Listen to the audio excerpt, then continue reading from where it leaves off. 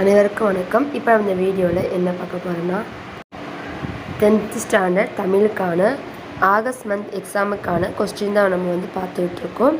இது August month Nagapattinam டிஸ்ட்ரிக்டில் கேட்ட கொஸ்டின். ஸோ இந்த கொஸ்டினை நல்லா படிச்சுக்கோங்க. இதுக்கு எல்லாமே ரொம்ப ரொம்ப முக்கியமான கொஸ்டின் தான். ஸோ இதுக்கு எதையும் ஒமிட் பண்ணிடாதீங்க.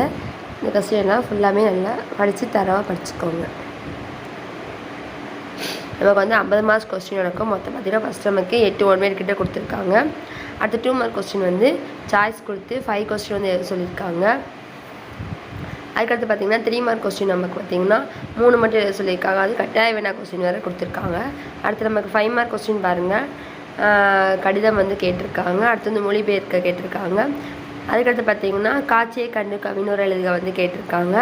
அடுத்து பாடலை படித்து நயம் பரட்டுக கேட்டிருக்காங்க. ஸோ இதெல்லாமே நல்லா படிச்சுக்கோங்க. ரொம்ப ரொம்ப இம்பார்ட்டன்ட். இதை மாடலாக வச்சு நீங்கள் எக்ஸாமுக்கு ப்ரிப்பேர் பண்ணிக்கோங்க.